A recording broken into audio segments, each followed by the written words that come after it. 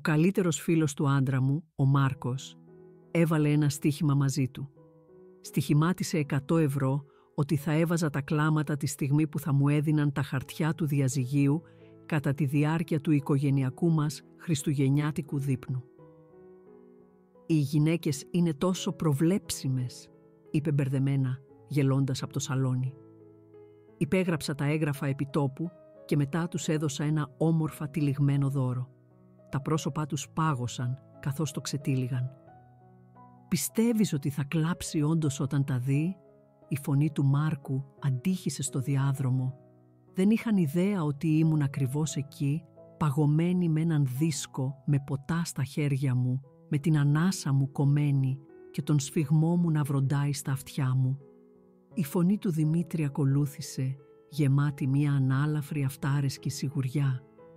«Θα καταρρεύσει τελείως, πάντα το κάνουν». Αυτή η συζήτηση έγινε 5 μέρες πριν από τα Χριστούγεννα. Αλλά προτού βουτήξουμε βαθύτερα σε αυτό, θέλω απλώς να πω ευχαριστώ που είστε εδώ. Αν πιστεύετε ότι κανείς δεν πρέπει ποτέ να αισθάνεται ανίσχυρος στη ζωή του, πόσο μάλλον στο ίδιο του το σπίτι, προχωρήστε και πατήστε αυτό το κουμπί εγγραφής. Είναι εντελώς δωρεάν και η υποστήριξή σας μας βοηθά να συνδεθούμε με περισσότερους ανθρώπους που χρειάζονται να βρουν δύναμη αντί να τους φημώνουν. Λοιπόν, ας επιστρέψουμε στην ιστορία. Όλη αυτή η ιστορία δεν ξεκίνησε πραγματικά εκεί, όχι σε εκείνο τον διάδρομο. Η αληθινή αποδόμηση άρχισε πολύ νωρίτερα, πολύ πριν βάλουν στοίχημα για τη συναισθηματική μου κατάρρευση. Ξεκίνησε με γέλια. Ήταν πάντα, μα πάντα γέλια. «Ξέρεις, θα μπορούσα απλά να σηκωθώ και να σε παρατήσω αύριο, σωστά?» έλεγε ο Δημήτρης σε δείπνα με φίλους, με μία παιχνιδιάρικη σπίθα στα μάτια του που δεν έφτανε ποτέ μέχρι μέσα. Το χέρι του να τρίβει τον ώμο μου σε μία χειρονομία ψεύτικης στοργής. Όλο το τραπέζι γελούσε και το ίδιο έκανα κι εγώ. Αλλά μέσα μου, ένα μικρό κομμάτι μου μαρενόταν, σφιγγόταν σε έναν σκληρό κόμπο ακριβώς πίσω από τα πλευρά μου. Οι άνθρωποι δεν καταλάβαιναν το πραγματικό βάρος αυτών των λέξεων, ούτε πόσο συχνά λέγονταν, ούτε την άνετη ευκολία με την οποία κυλούσαν από τη γλώσσα του. Δεν έβλεπαν το μοτίβο. Δεν παρατήρησαν πότε σταμάτησα να φοράω το αγαπημένο μου κόκκινο φόρεμα μόνο και μόνο επειδή ένα βράδυ είχε χλεβάσει. Μήπως προσπαθούμε λίγο υπερβολικά. Δεν παρατήρησαν πώς άρχισα να κάνω πρόβα τις προτάσεις μου στο μυαλό μου δημοσίως, μετρώντας τον τόνο του πριν τολμήσω να μιλήσω, προσευχόμενοι αυτό που είχα να πω να μην πυροδοτήσει έναν από τους μακροσκελείς, πατροναριστικούς του μονολόγους για τα υποτιθέμενα ελαττώματά μου. Ποτέ δεν φώναξε, ποτέ δεν σήκωσε χέρι πάνω μου. Ο Δημήτρης ήταν πολύ πιο έξυπνος από αυτό. Τα όπλα του ήταν οι λέξεις, αλλά ήταν λεπίδες, βουτυγμένες στο μέλι, οπότε η πληγή ήταν γλυκιά πριν γίνει σιπτική. «Μη με ντροπιάζεις μπροστά στο αφεντικό μου. Ξέρεις ότι είσαι τυχερή που είμαι ακόμα εδώ, σωστά». Και το αγαπημένο του, δηλαδή, «Έλα τώρα, τι θα έκανες χωρίς εμένα?» Κάθε χτύπημα δινόταν με ένα γοητευτικό χαμόγελο, ένα ανέμελο γέλιο, τον ήχο του ποτηριού του ουίσκι του στα δόντια του. Κι εγώ είχα μάθει τον ρόλο μου τέλεια, απλώς χαμογελούσα. Στην αρχή τον υπερασπιζόμουν στους φίλους μου. «Α, απλώς είναι σαρκαστικός», είπα στη Χλόη, την καλύτερη μου φίλη από τον νηπιαγωγείο, αφού είδε μία από τις παρατηρήσεις του σε ένα καλοκαιρινό μπάρμπεκιου. Δεν το εννοεί έτσι στην πραγματικότητα. Μου έριξε μια ματιά γεμάτη αμφιβολία. «Δεν έχει σημασία αν το εννοεί, Στέφη, μοιάζει σαν να σβήνεις. Και ίσως αυτό συνέβαινε. Σταμάτησα να δημοσιεύω στους λογαριασμούς μου στα μέσα κοινωνικής δικτύωσης. Άρχισα να χάνω τις συναντήσεις της λέσχης βιβλίου μου, βρίσκοντας αδύναμες δικαιολογίες. Οι κλήσεις και τα μηνύματα από την αδερφή μου, τη Σοφία, έμεναν αναπάντητα όλο και πιο συχνά. Ολόκληρος ο κόσμος μου είχε συρρικνωθεί, είχε γίνει ένα μικροσκοπικό σύμπαν που περιστρεφόταν εξ ολοκλήρου γύρω από τις διαθέσεις του Δημήτρη, τους ρυθμούς του, τα συνεχώς μεταβαλλόμενα όρια του για ενόχληση. Επιζητούσε τον έλεγχο, αλλά τον διακριτικό. Όταν η μητέρα μου ήρθε να μας επισκεφθεί για ένα Σαββατοκύριακο, φρόντισε να μου υπενθυμίσει μπροστά της πόσο ακατάστατη είχα αφήσει την κουζίνα εκείνο το πρωί. Αρκετά δυνατά ώστε να ακούσει την αποτυχία μου. Όταν ξέχασα να πάρω τα ρούχα του από το καθαριστήριο μετά από μια κουραστική μέρα στη δουλειά, μουρμούρισε άχρηστη κάτω από τη μύτη του καθώς περνούσε από δίπλα μου. Αρκετά δυνατά ώστε η λέξη να προσγειωθεί, αλλά αρκετά σιγά ώστε να μπορεί να αρνηθεί ότι την είπε ποτέ. Παρόλα αυτά έλεγα στον εαυτό μου ότι αυτός ήταν ο γάμος. Ίσως όχι το παραμύθι που είχα φανταστεί, αλλά ήταν σταθερότητα, ήταν μακροζωία. Τουλάχιστον δεν με απατούσε. Τουλάχιστον δεν ήταν βίαιος. Τουλάχιστον μετά ήρθε η εταιρική δεξίωση.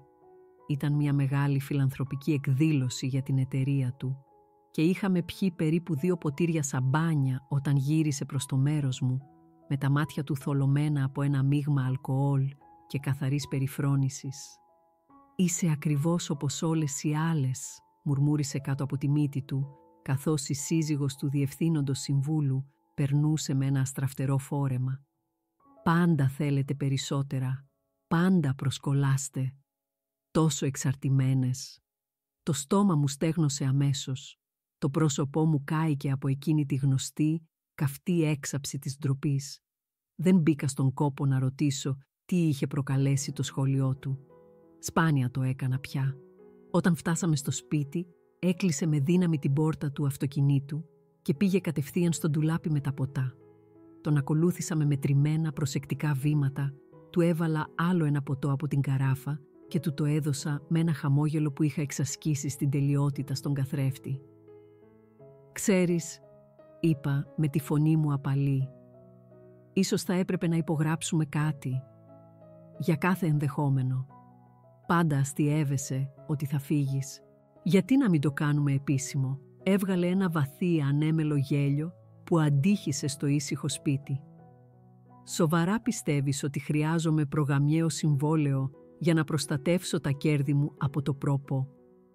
Άρπαξε ένα στυλό από το σιρτάρι με τα άχρηστα και έγραψε το όνομά του σε ένα χάρτινο σουβέρ που βρισκόταν στο τραπεζάκι. «Ορίστε», χλέβασε πετώντας το προς το μέρος μου. «Πήγαινε το σε συμβολεογράφο αν φοβάσαι τόσο πολύ». Μετά σοριάστηκε στον καναπέ και αποκοιμήθηκε. Μέχρι το πρωί είχε ξεχάσει τα πάντα για εκείνο το σουβέρ. Αλλά εγώ όχι. Το πήγα σε συμβολεογράφο μέσα σε 24 ώρες. Η φίλη μου η Χλόη με βοήθησε. Δεν έκανε ούτε μία ερώτηση. Απλώς με κοίταξε με μια ήσυχη, βαθιά κατανόηση στα μάτια της και μου έδωσε ένα στυλό. Δίπλωσα αυτό το έγγραφο προσεκτικά, το έβαλα σε έναν πυρήμαχο φάκελο και το αποθήκευσα βαθιά στο πίσω μέρος ενός αρχιοθέτη, κρυμμένο κάτω από έναν χοντρό φάκελο με την ετικέτα «Φορολογικές αποδείξεις 2020». Στη συνέχεια πήγα σε ένα φωτοτυπάδικο, το σάρωσα και έστειλα ένα ψηφιακό αντίγραφο σε έναν ιδιωτικό κρυπτογραφημένο λογαριασμό email που η Χλόη με είχε βοηθήσει να δημιουργήσω πριν από χρόνια. Για κάθε ενδεχόμενο. Εκείνο το βράδυ μαγείρεψα το δείπνο όπως κάθε άλλο βράδυ. Ρώτησα τον Δημήτρη για τη μέρα του. Γέλασα με τις μιμήσεις που έκανε για τους συναδέλφους του. Μάζεψα τα πιάτα και σκούπισα τους πάγκους ενώ εκείνος σκρόλαρε αδιάφορα στο τηλέφωνό του. Δεν παρατήρησε την αλλαγή στον τρόπο που είχα αρχίσει να τον κοιτάζω. Δεν ήταν πια με φόβο και δεν ήταν με θυμό. Ήταν με ψυχρό, σκληρό υπολογισμό. Τις επόμενες εβδομάδες κάτι θεμελιώδες άλλαξε μέσα μου. Δεν ήταν ορατό, τίποτα δραματικό, αλλά άρχισα να κρατάω ημερολόγιο. Όχι ένα από εκείνα τα όμορφα, δερματώδετα με εμπνευσμένα αποσπάσματα στο εξώφυλλο, αλλά ένα απλό, σπιράλ, τετράδιο που έκρυβα καλά κάτω από τη δική μου πλευρά του στρώματος. Σε αυτό κατέγραφα σχολαστικά τα σχόλιά του, τις διαθέσεις του, την ακριβή ημερομηνία που παραπάτησε στο σπίτι στη 1:15 το μεσημέρι. Μου μυρίζοντας ένα άρωμα που δεν ήταν δικό μου και φτηνή τεκίλα. Δεν σχεδίαζα κάτι συγκεκριμένο ακόμα, όχι συνειδητά, αλλά εκείνο το βράδυ, στο πρωτοχρονιάτικο πάρτι της εταιρείας του, όταν ανακοίνωσε σε ένα πλήθος νέων υπαλλήλων, το βασικό χόμπι της γυναίκας μου είναι να ξοδεύει υπερβολικά, δεν έκλαψα. Ζήτησα συγγνώμη για να πάω στην τουαλέτα, κοίταξα το είδωλό μου στον καθρέφτη και μία μοναδική σκέψη κρυσταλλώθηκε στο μυαλό μου.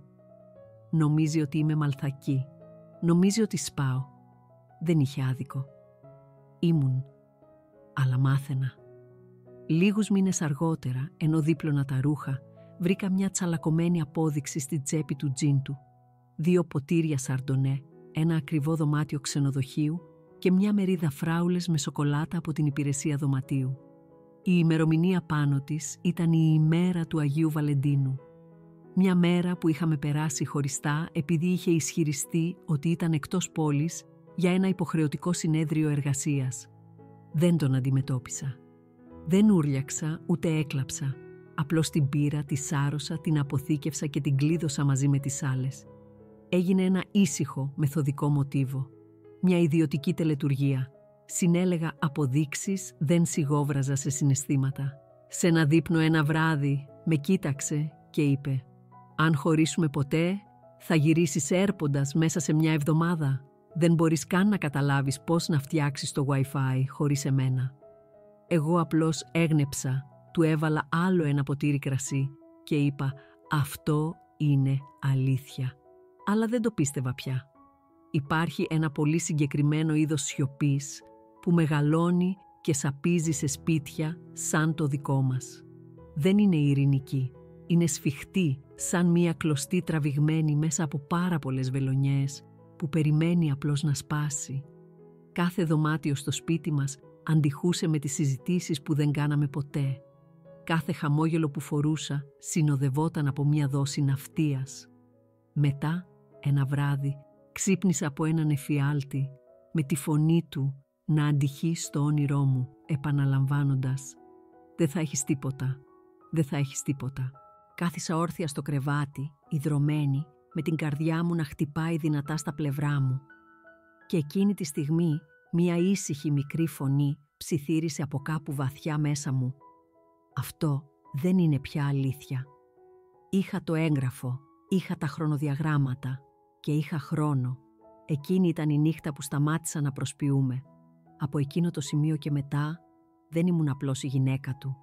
Ήμουνα η σκιά του, ευγενική, γυαλισμένη, παρακολουθούσα, προετοιμαζόμουνα, το αστείο που νόμιζε ότι ήταν τόσο αυλαβές, το σουβέρ που νόμιζε ότι ήταν απλώς μια μεθυσμένη ιδιοτροπία. Αυτό ήταν το θεμέλιό μου. Δεν ήξερα πότε, δεν ήξερα πώς, αλλά ήξερα ότι μια μέρα θα κατέφευγε στο ίδιο παλιό, κουρασμένο παιχνίδι εξουσίας και αυτή τη φορά θα ήμουν έτοιμη. Στεκόμουν στο γραφείο της Χλόης, τα φώτα φθορισμού να βουίζουν ελαφρά από πάνω μας, φωτίζοντας τις αιχμηρές, καθαρές άκρες μιας αλήθειας που ακόμα δεν ήμουν έτοιμη να εκφράσω δυνατά. Κοιτούσε το έγγραφο που της είχα δώσει, αυτό που ο Δημήτρης είχε υπογράψει μεθυσμένος, χωρίς δεύτερη σκέψη, χωρίς καν να το διαβάσει. «Το έκανε αυτό οικειοθελώς?» ρώτησε, με τα φρύδια της σηκωμένα ψηλά στο μέτωπό της. Απλώς έγνεψα, ανίκανη να βρω τη φωνή μου. Η Χλόη γύρισε πίσω στη μεγάλη δερμάτινη καρέκλα της, η οποία έτριξε κάτω από το βάρος της. Φόρεσε τα γυαλιά της για διάβασμα και άρχισε να διαβάζει. Μετά από μερικά μακρά, σιωπηλά λεπτά, σήκωσε το βλέμμα της προς εμένα και υπήρχε κάτι στα μάτια της που ήταν ένα μείγμα ήκτου και ομού θαυμασμού. «Είναι κομψό», είπε, χτυπώντας απαλά το χαρτί με το δάχτυλό της. «Σου έδωσε το μαχαίρι, Στέφη. Εσύ απλώς αποφασίζεις πότε θα το χρησιμοποιήσεις». Καθόμουν απέναντί της, με τα δάχτυλά μου πλεγμένα τόσο σφιχτά στην αγκαλιά μου, που οι αρθρώσεις μου ήταν λευκές. «Δεν θέλω εκδίκηση, Χλόη. Θέλω απλώς να νιώσω ασφαλής». «Θα νιώσεις, είπε με τη φωνή της σταθερή. Αλλά ας το ενισχύσουμε αυτό. Ας βεβαιωθούμε απόλυτα ότι θα αντέξει αν αποφασίσει ποτέ να καταθέσει πρώτος. Και αυτό ακριβώς κάναμε. Συνέταξε ένα επίσημο παράρτημα, προσθέτοντας σαφήνεια όπου υπήρχε ασάφεια, διασφαλίζοντας ότι αν ο Δημήτρης προσπαθούσε ποτέ να διαστρεβλώσει την αφήγηση, θα ήταν απελπιστικά παγιδευμένος από την ίδια του την αλαζονία. Συμπεριλάβαμε διατάξεις που δεν θα σκεφτόταν ποτέ καν να αμφισβητήσει. Προστασία συζύγου, λεπτομερείς οικονομικές διαιρέσεις και σαφείς αποδείξεις εθελοντικής υπογραφής. Είχε γράψει το όνομά του. Είχε βάλει ημερομηνία. Ήταν με τον δικό του γραφικό χαρακτήρα. Δεν υπήρχε εξαναγκασμός, καμία πίεση. Απλώς μια αυτάρεσκη, ανέμελη στιγμή που έγινε μία αναστρέψιμη. Η Χλόη μου έδωσε ένα στικάκι USB, ένα τυπωμένο αντίγραφο για τα αρχεία μου και μου έριξε μια ματιά που δεν είχα δει από τότε που ήμασταν παιδιά, όταν σκαρώναμε σκανταλιές πίσω από τη σχολική βιβλιοθήκη. Μόνο που αυτή τη φορά δεν ήταν σκανταλιά, ήταν στρατηγική πολέμου και παίζαμε το μακρύ παιχνίδι. «Θα κρατήσω κι εγώ ένα αντίγραφο», είπε καθώς σηκώθηκα για να φύγω, «για κάθε ενδεχόμενο». Εκείνο το βράδυ γύρισα σπίτι και βρήκα το Δημήτρη ξαπλωμένο στον καναπέ να παρακολουθεί έναν αγώνα ποδοσφαίρου με μία μπύρα στο χέρι και τις κάλτσες του πεταμένες πρόχειρα στο πάτωμα του σαλονιού. Σταμάτησα στο κατόφλι, παρακολουθώντας τον να γελάει με μια επανάληψη στην οθόνη, ο θόρυβος από την τηλεόραση να αναπηδά στους τοίχους σαν απόϊχη από μια ζωή στην οποία δεν ανήκα πλέον. «Το φαγητό είναι σχεδόν έτοιμο», είπα. Απλώς μουρμούρισε σε ένδειξη αναγνώρισης. Αυτή ήταν η αρχή της παράστασής μου και έπαιξα τον ρόλο καλύτερα από ό,τι πίστευα ποτέ ότι θα μπορούσα. Έγινα η σύζυγος για την οποία καφιόταν στους συναδέλφους του, γυαλισμένη, ευχάριστη, απόλυτα ισορροπημένη. Όταν έκανε σχόλια για τις καταναλωτικές μου συνήθειες μπροστά στους φίλους μας, γελούσα μαζί του. Όταν καφιόταν για την προαγωγή του στο ετήσιο πάρτι της εταιρείας του, του φίλησα το μάγουλο και έκανα πρόποση προς τιμήν του με ένα λαμπερό εκθαμβωτικό χαμόγελο, παρόλο που ήξερα ότι πήρε τη δουλειά μόνο και μόνο επειδή ο προϊστάμενός του ήθελε απεγνωσμένα να τον ξεφορτωθεί από το τμήμα του. Δεν διαφωνούσα πια όταν ήταν σκληρός. Επενούσα το γούστο του στο κρασί, την επιλογή του εστιατορίου, ακόμα και τη νέα του κολόνια, αν και δεν μύριζε καθόλου όπως εκείνη που φορούσε όταν πρωτογνωριστήκαμε. Νόμιζε ότι μαλάκωνα, αυτό που δεν έβλεπε ήταν ότι ακόνιζα. Ο Δημήτρης άρχισε να χαλαρώνει ξανά, πιστεύοντας ότι η φωτιά μέσα μου είχε επιτέλους σβήσει. Η συμπεριφορά του έγινε πιο απρόσεκτη, πιο απαιτητική. Άρχισε να γυρίζει σπίτι αργά, χωρίς να μπαίνει στον κόπο να βρει δικαιολογίες. Άφηνε το τηλέφωνό του με την οθόνη προς τα πάνω στον πάγκο, όπου μηνύματα αναβόσβηναν για λίγο στην οθόνη από αριθμούς αποθηκευμένους χωρίς ονόματα. Είδα ένα από αυτά. Έγραφε «Απόψε ίδιο ξενοδοχείο». Έφυγε για το γυμναστήριο 10 λεπτά αργότερα. Άνοιξα ήρεμα το κοινό μας λάπτοπ, συγχρόνισα τα δεδομένα του τηλεφώνου του στον ιδιωτικό μου φάκελο στο cloud και προώθησα τα στιγμιότυπα οθόνης στον κρυπτογραφημένο λογαριασμό email που μου είχε φτιάξει η Χλόη. Δεν έκλαψα. Δεν πτωήθηκα καν. Ανταυτού πήγα στην κουζίνα και έφτιαξα λαζάνια, το αγαπημένο του. Γύρισε σπίτι και βρήκε ένα ζεστό γεύμα και ένα ακόμα πιο ζεστό χαμόγελο. Είπε ότι ήταν τα καλύτερα που είχε φάει όλη την εβδομάδα. Σε ένα μπάρμπεκιου, λίγες εβδομάδες αργότερα, ο καλύτερος του φίλος, ο Μάρκος, τον στρίμωξε κοντά στην ψισταριά, με την πύρα του να χύνεται καθώς χειρονομούσε ζωηρά. «Θα καταρρεύσει αν την αφήσεις ποτέ, φίλε», γέλασε. «Πολύ εξαρτημένη. Είσαι φτιαγμένος». Στεκόμουνα μόλις λίγα μέτρα μακριά, τακτοποιώντας προσεκτικά μια πιατέλα με φρούτα. Ούτε τότε πτωήθηκα. Ανταυτού τοποθέτησα τις φράουλες σε μια τέλεια διακοσμητική σπήρα. Μια κόκκινη φέτα τη φορά.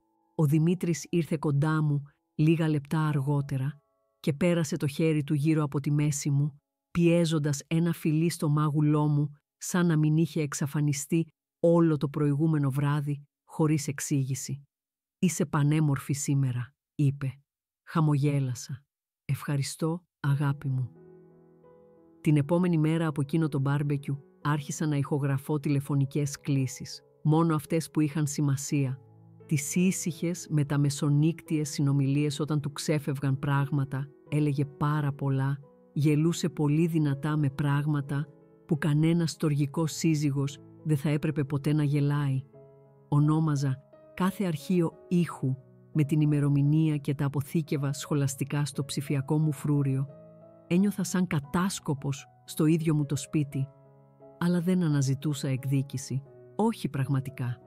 Έχτιζα ένα αλεξίπτωτο, ήσυχα, προσεκτικά, γιατί όταν ζεις σε ένα σπίτι φτιαγμένο από ρογμές, δεν περιμένεις να καταρρεύσει γύρω σου, μαθαίνεις ακριβώς πού να πατήσεις και πότε να πηδήξεις.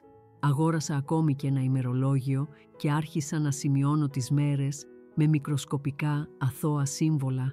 Ένα χ για τις αργοπορημένες επιστροφές του, ένα αστέρι για τις ύποπτες χρεώσεις πιστωτικής κάρτας, μία τελεία για ψέματα που μπορούσα να αποδείξω οριστικά. Για οποιονδήποτε άλλον έμοιαζε με λίστες για ψώνια και σχέδια γευμάτων. Για μένα ήταν ένας χάρτης. Τελικά σταμάτησα να αντιδρώ εντελώς. Έγινα ένας τέλειος καθρέφτης. Έβλεπε σε μένα μόνο ό,τι ήθελε να δει. Μία γυναίκα που είχε επιτέλους σταματήσει να αντιστέκεται, που είχε συρρικνώσει τον εαυτό της για να χωρέσει τακτοποιημένα στον στενό, ασφικτικό χώρο που της επέτρεπε. Και έτσι έγινε θρασής. Άρχισε να αφήνει μεγάλα ποσά μετρητών σε κοινή θέα, αναλήψεις που ποτέ δεν μπήκε στον κόπο να εξηγήσει. Πήγαινε σε επαγγελματικά ταξίδια με αποσκευές γεμάτες κολόνια και φρεσκοσιδερωμένα πουκάμισα που δεν θα χρειαζόταν ποτέ για τηλεδιασκέψεις. Μια μέρα βρήκα έναν λεκέ από κραγιόν σε μια απόδειξη από ένα μπαρ. Η απόχρωση ονομαζόταν «Κόκκινο του πειρασμού». Δεν προσβλήθηκα, απλώς το σημείωσα. Η τελική επιβεβαίωση ήρθε 2 εβδομάδες πριν από τα Χριστούγεννα. Ο Δημήτρης ήπιε μερικά ποτά παραπάνω και αποκοιμήθηκε στον καναπέ με το τηλέφωνό του ξεκλείδωτο στο χέρι. Έριξα μια ματιά καθώς μια συνομιλία μηνυμάτων ζωντάνεψε. Δεν υποψιάζεται τίποτα. Θα καταθέσω αίτηση τα Χριστούγεννα. Θέλεις θέση στην πρώτη σειρά?» Επισυναπτόταν ένα εμότζι που γελούσε και ένα γκιφ μιας γυναίκας που έκλαιγε γοερά με ένα χαρτομάντιλο. Τα δάχτυλά μου δεν έτρεμαν. Το στομάχι μου δεν ανακατεύτηκε. Διάβασα το μήνυμα 2 φορές, το έκανα screenshot και το έστειλα με email στον ασφαλή μου φάκελο. Μετά διέγραψα εντελώς την απόδειξη της κατασκοπίας μου από το τηλέφωνό του. Εκείνο το βράδυ, καθώς ήμουν ξαπλωμένη στο κρεβάτι δίπλα του, κοιτούσα το ταβάνι και σκεφτόμουν κεριά, κράνμπερι και μια σκαλιστή γαλοπούλα. Χριστούγεννα. Σχεδίαζε τη δημόσια πτώση μου σαν να ήταν ένα κόλπο σε πάρτι. Νόμιζε ότι θα κατέρεα. Αλλά εγώ είχα ήδη επιλέξει την ημερομηνία. Είχα ήδη επιλέξει τους μάρτυρες. Και είχα ήδη επιλέξει το σκηνικό. Δεν ήταν ο μόνος που είχε ετοιμάσει μία παράσταση, γιατί είχε ξεχάσει κάτι απολύτως κρίσιμο. Όταν δίνεις σε κάποιον ένα μαχαίρι, δεν μπορείς να προσποιείσαι τον έκπληκτο όταν τελικά μάθει πώς να το χειρίζεται. Το χριστουγεννιάτικο τραπέζι έλαμπε σαν κάτι βγαλμένο από περιοδικό διακόσμησης. Ήταν τέλειο, επιμελημένο και ψεύτικα ζεστό. Μια γυρλάντα από πεύκο και γκί που τρεμόπαιζε πλαισίωνε τα παράθυρα. Κεριά χόρευαν στα γυάλινα κυροπηγιά τους και η ψητή γαλοπούλα γυάλιζε κάτω από το μαχαίρι του Δημήτρη καθώς χαμογελούσε σαν περήφανος πατριάρχης. Φορούσε το πουλόβερ που του είχα αγοράσει πέρυσι, ένα μπορντό μάλινο με μικρά, γιορτινά ταρανδάκια ραμμένα στο στήθος.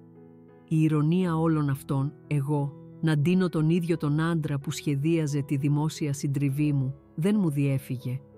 Η αδερφή μου, η Σοφία, μοίραζε το διάσημο ζεστό κρασί της με μπαχαρικά, με τα μάγουλά της κοκκινισμένα τόσο από τη ζέστη του φούρνου όσο και από το αλκοόλ. Οι γονείς του Δημήτρη κουβέντιαζαν για τα σχέδιά τους για τη συνταξιοδότηση στη Σύρο. Όλοι έδειχναν τόσο ευχαριστημένοι, τόσο ευτυχισμένα ανίδεοι. Κινούμουν ανάμεσά τους σαν οικοδέσποινα στον αυτόματο πιλότο, ξαναγεμίζοντας ποτήρια, χαμογελώντας με τα δόντια, αλλά όχι με τα μάτια. Κάτω από το μαύρο μου φόρεμα, τα πόδια μου έτρεμαν, αλλά δεν ήταν από φόβο. Ήταν από καθαρή, ανώθευτη προσμονή. Η καρδιά μου χτυπούσε έναν σταθερό, αποφασιστικό ρυθμό. Απόψε, απόψε, απόψε. Ο Δημήτρης συνάντησε το βλέμμα μου μία φορά ενώ έκοβε τη γαλοπούλα και μου έκλεισε συνωμοτικά το μάτι. Είχε ένα συγκεκριμένο ύφος, υπερβολικά σίγουρος, βαθιά αυτάρεσκος, το ίδιο ύφος που είχε λίγο πριν κλείσει μία από τις μεγάλες του πωλήσεις. Ανταπέδωσα το χαμόγελό του με ένα δικό μου, ζεστό και εντελώς αδιάβαστο. Ας πιστεύει ότι νίκησε. «Η καλύτερη γαλοπούλα μέχρι τώρα», είπε ο πατέρας του μασώντας με όρεξη. «Η Στέφη έχει τελειοποιήσει τη συνταγή», πρόσθεσε ο Δημήτρης, τοποθετώντας την πιατέλα στο τραπέζι σαν να ήταν ένα τρόπαιο που είχε κερδίσει. Είχε άφθονη πρακτική. Πόσα είναι αυτά τα 7 μας Χριστούγεννα μαζί. 8, τον διόρθωσα απαλά, παίρνοντας τη θέση μου απέναντί του. Σήκωσε το ποτήρι του. «Λοιπόν, στην υγειά των επόμενων 8 ή, ξέρετε, όσον αντέξουμε». Η φωνή του είχε ξανά εκείνη τη γνώριμη, σκληρή χρειά, αυτή που κάλυπτε με ένα λεπτό στρώμα χιούμορ για να κάνει τα χτυπήματά του να φαίνονται ανέμελα, αρνησίγνωστα. Γέλια υψώθηκαν γύρω από το τραπέζι. Γέλασα κι εγώ, σκουπίζοντας ένα ανύπαρκτο ψίχουλο από την πετσέτα μου. Καθώς τα πιάτα άρχισαν να αδειάζουν και η ζεστή εφορία του κρασιού εγκαταστάθηκε άνετα στο δωμάτιο, παρατήρησα τον καλύτερο φίλο του Δημήτρη, τον Μάρκο, να του ψιθυρίζει κάτι στο αυτί. Ο Μάρκος ήταν ήδη ζαλισμένος, με τα μάτια του γυάλινα, το χαμόγελό του στραβό. Ο Δημήτρης έγνεψε αργά και σηκώθηκε, χτυπώντας το ποτήρι του με ένα μαχαίρι βουτύρου για να τραβήξει την προσοχή όλων. «Λοιπόν όλοι», είπε, καθαρίζοντας δραματικά τον λαιμό του. «Πριν πάμε στο επιδόρπιο, έχω κάτι μικρό για την αγαπημένη μου σύζυγο». Έριξα μια ματιά στην αδερφή μου, τη Σοφία, η οποία μου χάρισε ένα χαμόγελο γνήσιας χαράς, περιμένοντας πιθανότατα να μου παρουσιάσει ένα κολλιέ ή ένα χειρόγραφο σημείωμα. Ο Δημήτρης έβαλε το χέρι στην εσωτερική τσέπη του σακακιού του, έβγαλε έναν αυστηρό λευκό φάκελο και περπάτησε προς το μέρος μου με την αφόρητη αυταρέσκεια ενός άντρα που πίστευε ότι επρόκειτο να παραδώσει ένα μεγάλο, εντυπωσιακό φινάλε. «Καλά Χριστούγεννα, μωρό μου», είπε, τοποθετώντας τον επίτηδες στο τραπέζι μπροστά μου. Ένα ήσυχο, λαρυγγικό γέλιο ξέφυγε από τον Μάρκο. Κανείς άλλος δεν γέλασε. Ο φάκελος ήταν ενοχλητικά παράτερος. Απλώς λευκός, χωρίς φιόγκο, χωρίς κάρτα. Τον κοίταξα για μια μεγάλη στιγμή πριν τον ανοίξω ήρεμα. Το τραπέζι σώπασε. Τα μάτια μου σάρωσαν την πρώτη γραμμή. Αίτηση λύσης γάμου. Ήδη υπογεγραμμένη. Ήδη κατατεθειμένη. Είχε μάλιστα υπογραμμίσει ένα τμήμα στο κάτω μέρος, σαν μαθητής που επιδεικνύει την εργασία του. Σήκωσα το βλέμμα μου. Το χαμόγελό του ήταν πλατή, γεμάτο προσδοκία. Έτσι, χαμογέλασα κι εγώ. «Ευχαριστώ», είπα απαλά, σχεδόν γλυκά. Μια αστραπή σύγχυση πέρασε από το πρόσωπό του. Ο Μάρκος μετακινήθηκε άβολα δίπλα του. Έβγαλα από την τσάντα μου ένα κομψό, ασημένιο στυλό. Το άνοιξα με ένα κλικ. Υπέγραψα τα χαρτιά με μια ομαλή κομψή κίνηση. Έβαλα ημερομηνία. Έκλεισα το στυλό και του τα επέστρεψα. Έτοιμο. Μπορούσα να νιώσω το βλέμμα της Σοφίας πάνω μου, με τα μάτια γουρλωμένα. Ο Δημήτρης ανοιγόκλεισε τα μάτια του, εντελώς ευνηδιασμένος. «Αυτό ήταν», ρώτησε, με τη φωνή του λίγο υπερβολικά ανέμελη. «Αυτό ήταν», επανέλαβα, σπρώχνοντας τον φάκελο πίσω προς το μέρος του. Μετά, χωρίς να χάσω ούτε ένα χτύπο, έβαλα το χέρι μου κάτω από το τραπέζι και σήκωσα ένα βαρύ, χρυσό τυλιγμένο κουτί, τοποθετώντας το σταθερά στο τραπέζι, ακριβώς ανάμεσα στο πιάτο του και το συντετριμμένο του εγώ. «Τι είναι αυτό?» ρώτησε με τη φωνή του επιφυλακτική. «Το αληθινό σου δώρο», είπα. Δίστασε, μετά έσκησε το χαρτί περί τυλίγματος, αποκαλύπτοντας έναν δερματόδετο φάκελο. Τον άνοιξε και τη στιγμή που διάβασε την πρώτη γραμμή, όλο το χρώμα έφυγε από το πρόσωπό του. Τα χείλη του κινήθηκαν σιωπηλά για μια στιγμή, διαβάζοντας και μετά ξαναδιαβάζοντας. Με ημερομηνία, επικυρωμένο από συμβολεογράφο, ατσάλινο. Το μεταγαμιαίο συμφωνητικό που είχε υπογράψει γελώντας, με το ίδιο χέρι που τώρα κρατούσε την άκρη του τραπεζιού για στήριξη. «Τι είναι αυτό?» ρώτησε ο Μάρκος, σκύβοντας για να δει.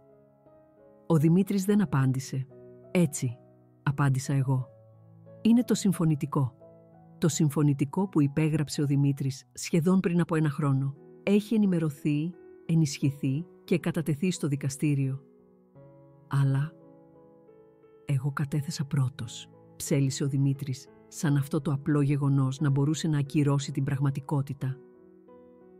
«Το οποίο το καθιστά νομικά δεσμευτικό υπό τους δικούς σου όρους», απάντησα με ένα ήρεμο χαμόγελο να παίζει στα χείλη μου. «Κάθε περιουσιακό στοιχείο, κάθε όρος, μου τα έδωσες όλα». Το στόμα του Μάρκου έμεινε ελαφρώς ανοιχτό. «Θεέ μου, είσαι καλά, φίλε?» ρώτησε ο σύζυγος της Σοφίας από την άλλη πλευρά του τραπεζιού. Ο Δημήτρης δεν απάντησε. Τα μάτια του ήταν ακόμα κολλημένα στο έγγραφο. Τα ίδια μάτια που κάποτε σάρωναν λογιστικά φύλλα και συμβόλαια για τις παραμικρές ασυνέπειες είχαν χάσει αυτόν τον κραυγαλαίο όρο στη δική του ζωή. Και τότε έβαλα το χέρι στην τσάντα μου για μια τελευταία φορά. «Ένα τελευταίο πράγμα», είπα. Τοποθέτησα έναν μικρό τετράγωνο φάκελο στο τραπέζι, πολύ πιο λεπτό από τον πρώτο. Τον κοίταξε σαν να μπορούσε να εκραγεί. Τον άνοιξε αργά με τα φρύδια του συνοφριωμένα από σύγχυση. Μέσα υπήρχε μια φωτογραφία υπερηχογραφήματος. Ο Δημήτρης την κοίταξε μετά εμένα. «Είμαι έγκυος», είπα, με τη φωνή μου απόλυτα σταθερή. 8 εβδομάδων σήμερα.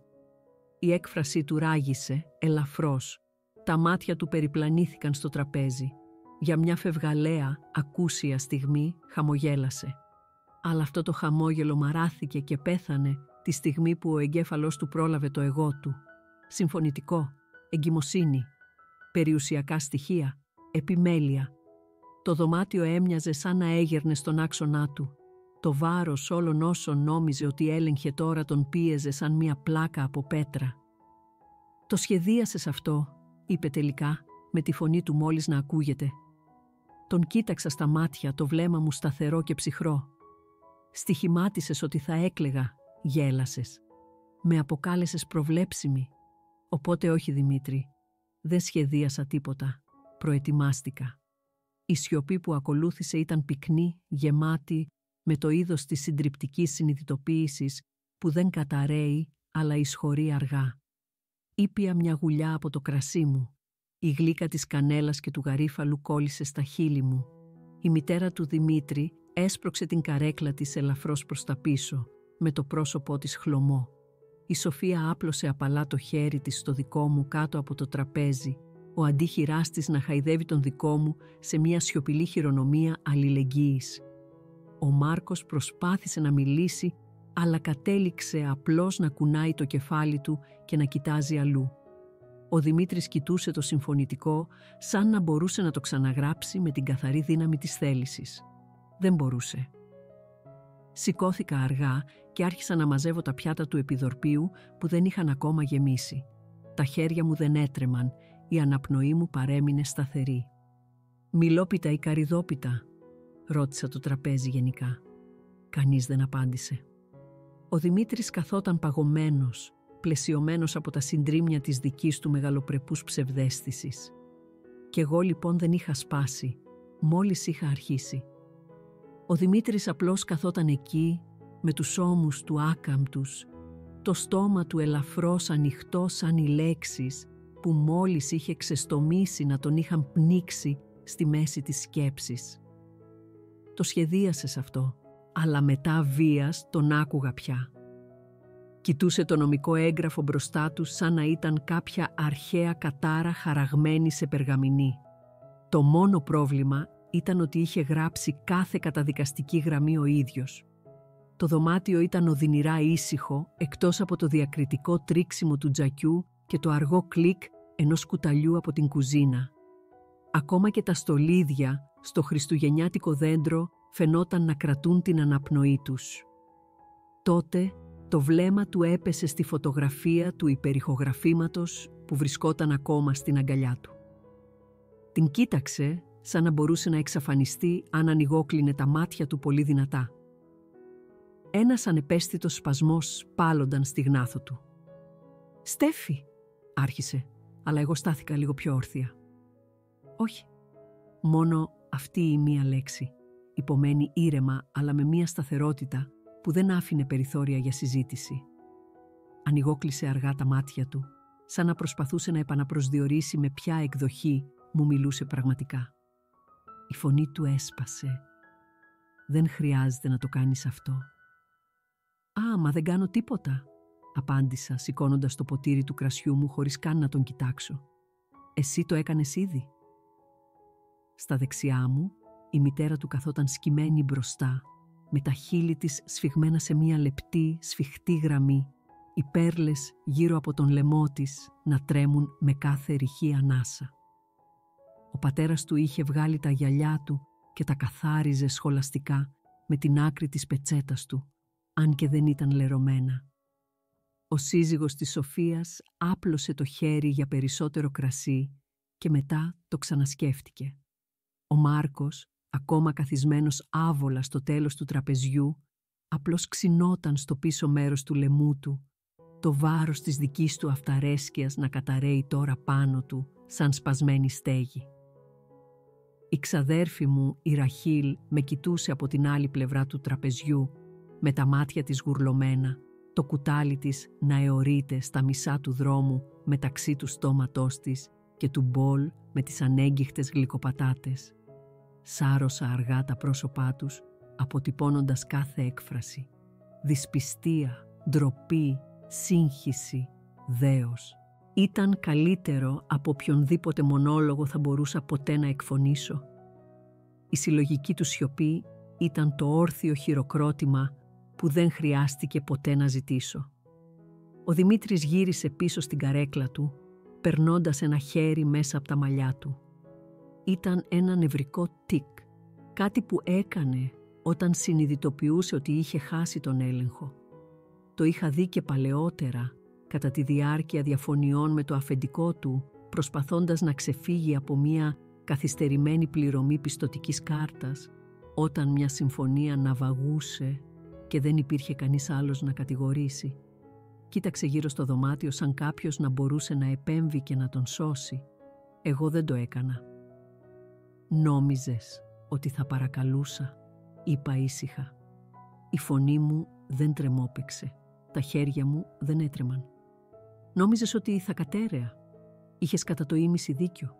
Με κοίταξε ξανά, με τα μάτια του στυλωμένα. «Κατέρεα», συνέχισα. «Μέχρι σήμερα. Κατάπιε, δυνατά. Εκείνη ήταν η στιγμή που είδα τον πραγματικό φόβο να εισχωρεί. Όχι το θεατρικό, θυμωμένο είδος. Όχι φωνές, όχι ξέσπασμα. Απλώς μία αστραπή, μια χαραμάδα από κάτι γνήσιο σε έναν άντρα που πάντα έβλεπε τις συνέπειες ως προαιρετικές. Ο Δημήτρης άνοιξε ξανά το στόμα του, αλλά πριν προλάβει να μιλήσει, το τηλέφωνο του δονήθηκε πάνω στο γυαλισμένο ξύλο του τραπεζιού.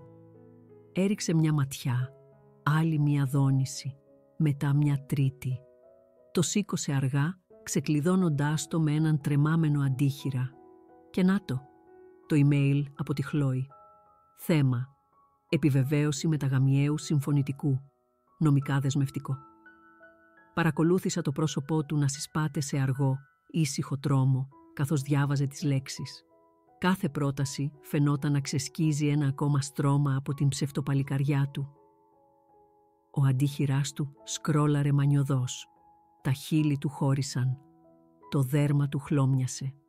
Έφτασε στο τέλος, όπου η Χλόη το είχε υπογράψει με την επίσημη επιστολή της εταιρείας της και τη συνηθισμένη της πινελιά επαγγελματικής κομψότητας.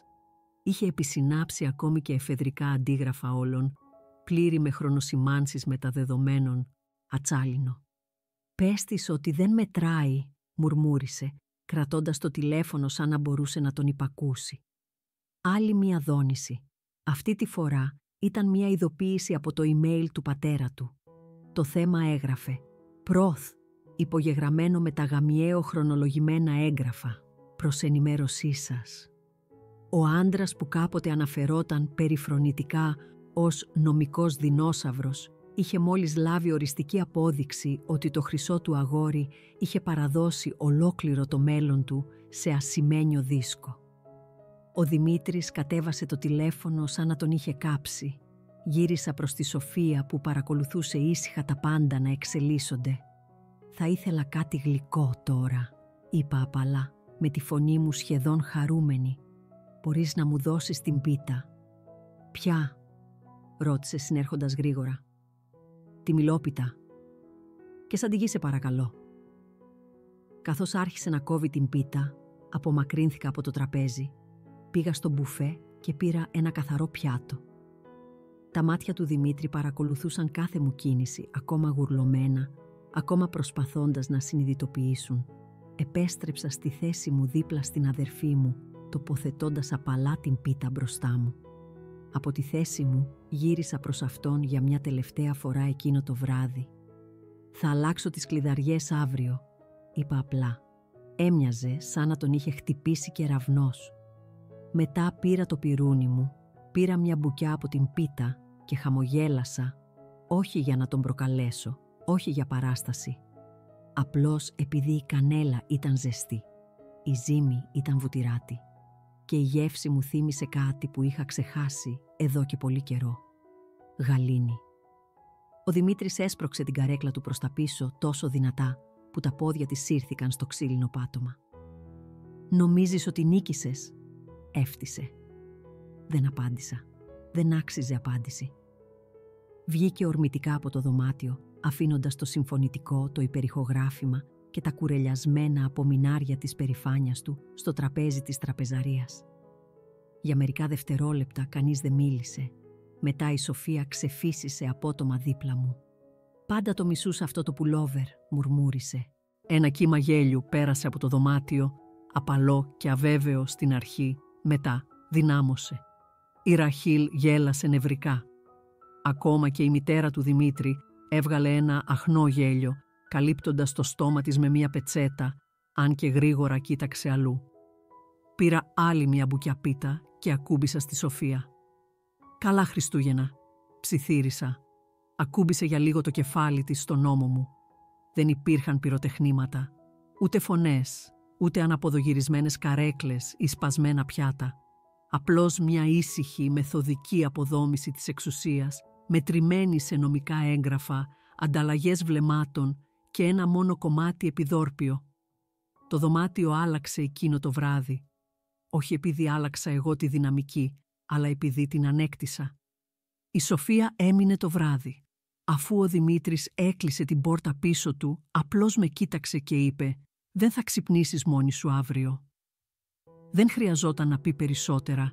Κοιμηθήκαμε στον ξενώνα, εγώ κουλουριασμένη στο πλάι με το ένα χέρι να ακουμπά στη απαλή καμπύλη της κοιλιάς μου. Το χέρι της άγγιξε το δικό μου για λίγο στο σκοτάδι, μια άφωνη και ζεστή χειρονομία. Δεν είχα συνειδητοποιήσει πόσο σφιχτά κρατούσα την αναπνοή μου τα τελευταία χρόνια μέχρι εκείνο το βράδυ. Όταν τελικά έκπνευσα, ένιωσα σαν να ανήκε σε κάποιον άλλον, κάποιον που δεν αναγνώριζα. Το πρωί, ο Δημήτρης είχε φύγει. Ούτε σημείωμα, ούτε τηλεφώνημα, απλώς σιωπή. Κατέβηκα κάτω και βρήκα την καφετιέρα κρύα, την εξώπορτα κλειδωμένη από μέσα και τα κλειδιά του να λείπουν από το γάντζο δίπλα στην πόρτα. Έφτιαξα πρωινό για τον εαυτό μου, για πρώτη φορά μετά από εβδομάδες, χωρίς να χρειάζεται να αμφισβητώ το κλικ του πυρουνιού μου στο πιάτο ή τον ήχο της τοστιέρας που πεταγόταν. Μέχρι τις 9 το πρωί είχα έναν κλειδαρά στο τηλέφωνο. «Επίγουσα ή κανονική αλλαγή?» ρώτησε ο τηλεφωνητής. «Κανονική», είπα και μετά σταμάτησα. «Αλλά κάντε το γρήγορα». Ήρθε εκείνο το απόγευμα ένας ήσυχος άντρας με ευγενικά μάτια που δεν έκανε καμία ερώτηση όταν του έδωσα το παλιό σετ κλειδιών του Δημήτρη και είπα «Βεβαιωθείτε ότι κανένα από αυτά δεν λειτουργεί πια». Όταν έφυγε, στάθηκα στην είσοδο με ένα μόνο νέο κλειδί στο χέρι μου και συνειδητοποίησα ότι αυτό ήταν το πρώτο πράγμα που μου ανήκε εξ ολοκλήρου μόνη μου εδώ και χρόνια. Όχι το ίδιο το σπίτι, όχι ακόμα, αλλά το συναίσθημα, η βεβαιότητα. Εκείνο το βράδυ μετακόμισα στην κύρια κρεβατοκάμαρα. Μύριζε ακόμα αχνά την κολόνια του, ένα ίχνος από κάτι ακριβό και κρύο. Άνοιξα κάθε παράθυρο, αφήνοντας τον δροσερό αέρα του Δεκεμβρίου να διαπεράσει το χώρο. Έβγαλα τα σεντόνια και τα έβαλα σε σακούλες σκουπιδιών. Στο πίσω μέρος της ντουλάπας βρήκα ένα παλιό κουτί με κεριά σανταλόξυλου, αυτά που αγαπούσα πριν πει ότι του προκαλούσαν πονοκεφάλους. Άναψα 3 από αυτά, τα έβαλα στο σιρτάρι και παρακολούθησα το απαλό φως να μετακινείται στους τοίχους σαν να χόρευαν μόνο για μένα. Την επόμενη μέρα η αλληλογραφία του άρχισε να φτάνει με έντονες κόκκινες σφραγίδες στους φακέλους. Τελική ειδοποίηση. Ληξιπρόθεσμο. Απαιτείται άμεση ενέργεια. Τα στίβαξα τακτοποιημένα σε ένα βοηθητικό τραπέζι κοντά στην πόρτα. Δεν προώθησα ούτε ένα.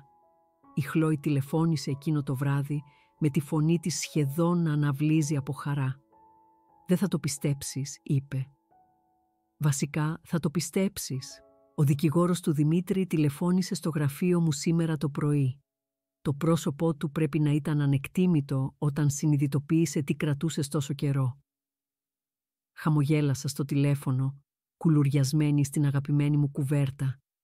«Είναι επίσημο. Έχασε το 70% μέσα σε μία νύχτα», απάντησε. Και με ένα μωρό καθοδόν έκανε μία παύση για δραματικό αποτέλεσμα.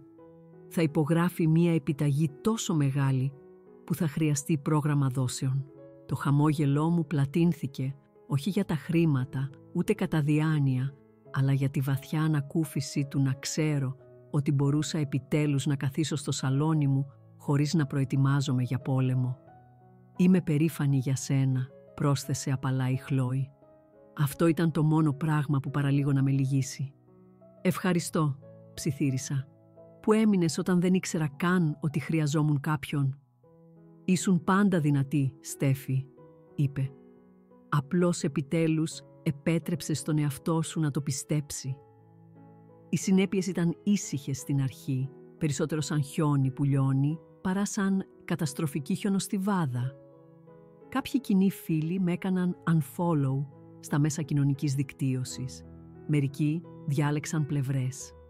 Μερικοί μου έστειλαν προσεκτικά μηνύματα, γεμάτα αποποιήσεις ευθυνών, όπως «Δεν παίρνω θέση», αλλά άλλοι ήταν πιο τολμηροί. Ένα μήνυμα από μια γυναίκα με την οποία δεν είχα μιλήσει εδώ και 2 χρόνια έγραφε απλώς «Μακάρι να είχα τη δύναμή σου». Μια ανθοδέσμη με πεόνιες έφτασε στην πόρτα μου λίγες μέρες αργότερα. Δεν υπήρχε όνομα, μόνο μια απλή κάρτα που έγραφε «Καιρός ήταν». Ήξερα ότι ήταν από την πρώην βοηθό του Δημήτρη. Φυσικά και ήξερε. Χαμογέλασα και έβαλα τα λουλούδια στο τζάκι. Ήταν μόνο θέμα χρόνου να διαδοθεί η είδηση στο γραφείο του. Ο άντρας που κάποτε έκανε αστεία για το πώς εκπαιδεύει τις γυναίκες σαν ασκούμενες, είχε ξαφνικά χάσει το κοινό του. Ο καλύτερος του φίλος, ο Μάρκος, σταμάτησε να γελάει με τα σχόλιά του στις συσκέψεις. Η ψευτοπαλικαριά εξαφανίστηκε. Προφανώς η ομάδα του παρατήρησε ότι έφευγε νωρίς, μουρμουρίζοντας κάτω από τη μύτη του και αγνοώντας προθεσμίες. Άκουσα τον σύζυγο της Σοφίας στο τηλέφωνο με κάποιον αργότερα εκείνη την εβδομάδα. «Όχι, φίλε, είναι αλλού. Σαν στοιχειωμένος». «Στοιχειωμένος, ωραία. Ο άντρας που κάποτε μου είπε ότι θα ήμουν ένα τίποτα χωρίς αυτόν, τώρα περπατούσε μόνος του στο μεσημεριανό γεύμα, ένα φάντασμα σε έναν κόσμο που κάποτε επεφημούσε τη σκληρότητά του. Όσο για μένα, άρχισα να αγοράζω ξανά σαπούνι λεβάντας. Έβαψα το παιδικό δωμάτιο, ένα απαλό πράσινο του φασκόμηλου, ένα χρώμα που κάποτε αποκάλεσε άσκοπο. Κρέμασα μικροσκοπικά φωτάκια γύρω από το παράθυρο και τοποθέτησα μία λούτρινη καμιλοπάρδαλη στη γωνία. Άρχισα να ανάβω κεριά μετά το δείπνο και να πίνω τσάι από βότανα στο ηλιακό δωμάτιο, ξυπόλυτη και ατάραχη. Ένα βράδυ έπιασα τον εαυτό μου να σιγοτραγουδάει ενώ δίπλωνα ρούχα, κάτι που δεν είχα κάνει από τη δεύτερη επέτειό μας. Αγόρασα καινούρια σεντόνια, ολόλευκα με μικροσκοπικά χρυσά αστέρια και κοιμόμουν διαγώνια στο στρώμα απλώς επειδή μπορούσα. Ένα απόγευμα πέρασα τον Δημήτρη στον δρόμο.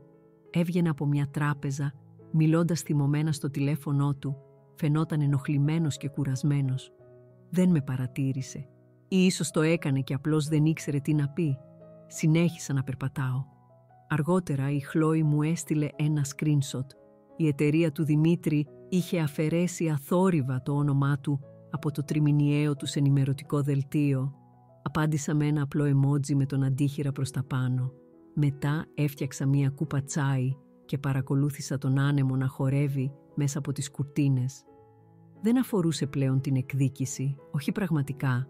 Αφορούσε τα μικρά πράγματα, ελευθερία, γαλήνη, μια αργή, σταθερή ανοικοδόμηση μια ζωής που ανήκε μόνο σε μένα και η ήσυχη συνειδητοποίηση ότι η γυναίκα που προσπάθησε τόσο σκληρά να σπάσει ήταν τώρα αυτή που είχε ξαναχτίσει τα πάντα χωρίς αυτόν.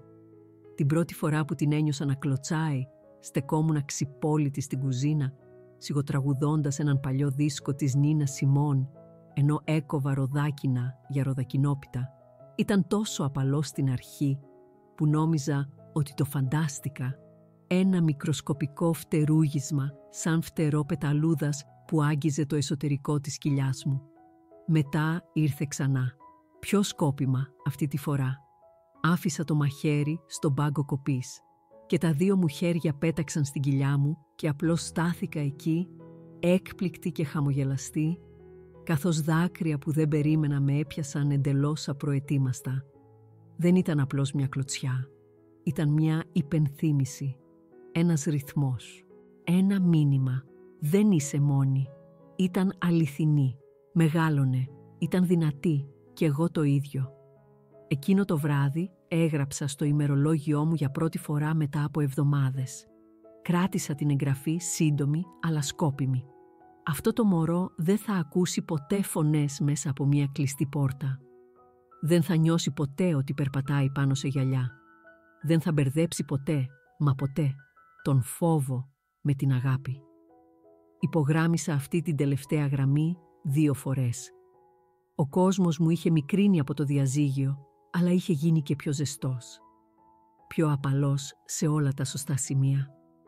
Η αδερφή μου, η Σοφία, μετακόμισε στον Ξενώνα κατά το δεύτερο τρίμηνο της εγκυμοσύνης μου. Έφτασε με 2 παραφουσκωμένες βαλίτσες και ένα καλάθι με σπιτικά μάφιν. Φορούσε το συνηθισμένο της φαρδί φούτερ και τα ίδια χρυσά κρικάκια που φορούσε από το πανεπιστήμιο. «Δεν πρόκειται να σε αφήσω να το περάσεις αυτό μόνη σου», ανακοίνωσε. «Και τέλος πάντων, χρειάζεσαι κάποιον να σε σταματήσει από το να τρως τουρσί με παγωτό για βραδινό». Βρήκαμε έναν άνετο ρυθμό σχεδόν αμέσως. Δούλευε από απόσταση από το τραπέζι της κουζίνας, φορούσε χνουδωτές κάλτσες τον Ιούλιο και δεν ρωτούσε για τον Δημήτρη αν δεν το ανέφερα εγώ πρώτη. Πράγμα που σπάνια έκανα. Αυτό το κομμάτι της ιστορίας μου δεν άξιζε πλέον να επαναλαμβάνεται. Η Χλόη περνούσε κάθε λίγες μέρες με σακούλες από το σούπερ μάρκετ, ζεστά φαγητά κατσαρόλας και βιβλία με ονόματα μωρών με αστεία post-it κολλημένα μέσα. Σελίδα 37. Μην την ονομάσεις Στίφανη. Όχι επειδή είναι κακό όνομα, εξήγησε ένα απόγευμα, γελώντας πίνοντας τσάι, αλλά επειδή υπήρχε μια Τίφανη στο γυμνάσιό μου που μου έκοψε τα μαλλιά με ψαλίδι ασφαλείας στο μάθημα των καλλιτεχνικών. Γελάσαμε περισσότερο εκείνους τους λίγους μήνες από ό,τι τα τελευταία 5 χρόνια μαζί. Δεν μιλούσαμε για δικαστικές υποθέσεις ή δικηγόρους ή καμία από τις παλιές πληγές που είχε αφήσει πίσω του ο Δημήτρης. Μιλούσαμε για συνταγές, χρώματα για την κούνια, τι είδους καρότσι διπλώνει πιο εύκολα και αν ο πρώην της παρακολουθούσε κρυφά τους πίνακές της στο Pinterest για ιδέες διακόσμησης σπιτιού. Ήταν η πρώτη φορά εδώ και πολύ καιρό που η σιωπή δεν ήταν κάτι που φοβόμουν, αλλά κάτι που μπορούσα να μοιραστώ άνετα. Το δωμάτιο του μωρού πήρε σχήμα σιγά σιγά. Έβαψα τους τοίχους ένα απαλό βουτυρένιο κίτρινο και το γέμισα με μεταχειρισμένα έπιπλα που ανακαίνισα μόνη μου, ένα χέρι ζεστής μπογιάς στη φορά. Μια κουνιστή πολυθρόνα έφτασε σε ένα τεράστιο δυσκίνητο κουτί και η Σοφία πέρασε 3 ώρες προσπαθώντας να τη συναρμολογήσει πριν πετάξει κάτω τις οδηγίες ηττημένη και δηλώσει «Αυτή είναι η ιστορία προέλευσης του κακού σου εαυτού». Γελάσαμε μέχρι που πόνεσαν τα πρόσωπά μας. Μια ήσυχη Κυριακή τράβηξα ένα κουτί από το πίσω μέρος της ντουλάπας του διαδρόμου. Ήξερα τι ήταν τη στιγμή που τα δάχτυλά μου άγγιξαν το καπάκι, το ελαφρύ τρίξιμο της σατέν κορδέλας, η αχνή μυρωδιά κέδρου που κολούσε στο χαρτόνι, οι φωτογραφίες του γάμου μας. Κάθισα στο πάτωμα του σαλονιού και το άνοιξα. Να είμαστε, παγωμένα χαμόγελα και σπασμένοι όρκοι τυλιγμένοι σε λευκή δαντέλα. Τα χέρια του ήταν γύρω από τη μέση μου και τα μάτια μου ήταν γεμάτα όνειρα που από τότε είχαν γίνει στάχτη. Δεν έκλαψα. Δεν πτωήθηκα καν. Έβγαλα κάθε φωτογραφία από το άλμπουμ και την έβαλα σε ξεχωριστό φάκελο. Έβαλα ετικέτα στο κουτί. Προς απελευθέρωση. Μετά οδήγησα στο τοπικό κέντρο δωρεών. Το παρέδωσα χωρίς τελετή και έφυγα νιώθοντας ελαφρύτερη. Στον δρόμο για το σπίτι σταμάτησα σε ένα βιβλιοπωλείο και αγόρασα ένα λευκό ημερολόγιο με δερμάτινο εξώφυλλο και χοντρές ιβουάρ σελίδες. Εκείνο το βράδυ έδωσα τίτλο στην πρώτη σελίδα. Σχέδια που είναι μόνο δικά μου. Έγραφα σε αυτό κάθε βράδυ. Μερικές εγγραφές ήταν μακροσκελείς και λεπτομερείς. Μερικές ήταν απλώς μια λέξη. Αλλά κάθε μία από αυτές ανήκε σε μένα. Μέχρι να έρθουν ξανά τα Χριστούγεννα, ο αέρας μέσα στο σπίτι μου μύριζε κανέλα και πεύκο αντί για μπαγιάτικη ένταση. Το τραπέζι της τραπεζαρίας ήταν μικρότερο αυτή τη φορά, πιο άνετο. Δεν υπήρχαν θεατρικά κεντρικά κομμάτια, ούτε ποτήρια κρασιού που χρησιμοποιούνταν ως όπλα γοητείας. Υπήρχε γέλιο, αληθινό γέλιο, το είδος που αναβλύζει χωρίς καμία προσπάθεια. Η αδερφή μου έφερε τον ήπιό της που πετούσε χαρούμενα πουρέ πατάτα στο πάτωμα και φώναζε «Όχ» με την περηφάνεια ενός μάγου που μόλις είχε πραγματοποιήσει ένα μεγάλο κόλπο. Ο πατέρας μου έκοβε τη γαλοπούλα ενώ η Σοφία προσπαθούσε και αποτύγχανε να φτιάξει μία αξιοπρεπή vegan σάλτσα. Η Χλόη έφερε συνοδό τον πρώτο της εδώ και πάνω από 1 χρόνο και δεν ένιωσα ούτε ένα τσίμπημα ζήλιας. Απλώς ένιωθα πλήρης. Και δίπλα στον ανιψιό μου καθόταν ένα ολοκένουργιο παιδικό καρεκλάκι, λευκό με μικρά κίτρινα αστέρια, που κρατούσε τη νέα αγάπη της ζωής μου, την κόρη μου. Είχε τα μάτια του ίσως, αλλά το υπόλοιπό της, όλο δικό μου. Τα μάγουλά της ήταν γεμάτα και ροζ από τον κρύο χειμωνιάτικο αέρα. Τα μικροσκοπικά της δάχτυλα κρατούσαν την άκρη του δίσκου της, ενώ φλιαρούσε ακαταλαβίστικα, σαν να ήταν η πιο σημαντική ομιλία που δόθηκε ποτέ. Δεν πέρασα το βράδυ κοιτάζοντας την πόρτα. Δεν έλεγχα τον τόνο μου, ούτε έκανα πρόβα απαντήσεις στο κεφάλι μου. Δεν αναρωτιόμουν αν το κομπλιμέντο κάποιου θα μπορούσε να προκαλέσει ένα διακριτικό χτύπημα από την άλλη πλευρά του τραπεζιού. Ήμουν απλώς παρούσα. Κάθε μπουκιά φαγητού, κάθε ανταλλαγή βλεμμάτων, κάθε ιστορία που λεγόταν μεταξύ των πιάτων έμοιαζε με γιορτή. Όχι της επιβίωσης, αλλά κάτι εντελώς νέου. Μετά το δείπνο, κουλουριάστηκα στην πολυθρόνα δίπλα στο τζάκι, με την κόρη μου να κοιμάται στο στήθος μου. οι μικροσκοπικές της ανάσες να ζεσταίνουν το ύφασμα του πουλόβερ μου. Όλοι οι άλλοι είχαν μεταφερθεί στην κουζίνα ή είχαν βγει για μια μεταμεσονύκτια βόλτα στο χιόνι. Αλλά εγώ έμεινα πίσω, απλώς κρατώντας την, περιτριγυρισμένη από το είδος της βαθιάς, ήσυχης γαλήνης, που κάποτε φαινόταν εντελώς φανταστικό. Ήπια μια γουλιά από το κακάο μου και της ψιθύρισα απαλά. Είπε ότι θα ήμουν ένα τίποτα χωρίς αυτόν. Αναταράχθηκε ελαφρώς στον ύπνο της. Τα μικρά της δάχτυλα να τυλίγονται γύρω από το δικό μου. Της φίλησα το μέτωπο και χαμογέλασα. «Τελικά», μουρμούρισα στο ήσυχο δωμάτιο, «είμαι τα πάντα χωρίς αυτόν». Αυτή η ιστορία ήρεμης δύναμης και τέλειου συγχρονισμού σας ανατρίχιασε, έτσι δεν είναι? Πατήστε αυτό το κουμπί, μου αρέσει τώρα. Το αγαπημένο μου σημείο ήταν όταν έσπρωξε εκείνο το χρυσό τυλιγμένο κουτί πάνω στο τραπέζι. Ποια ήταν η δική σας αγαπημένη στιγμή? Πείτε μου στα σχόλια παρακάτω. Για περισσότερες ιστορίες δύναμης, έξυπνης εκδίκησης και συναισθηματικής δικαιοσύνης, εγγραφείτε και πατήστε το καμπανάκι των ειδοποιήσεων για να μην χάσετε ποτέ ούτε μία στιγμή. Τέλος της ιστορίας.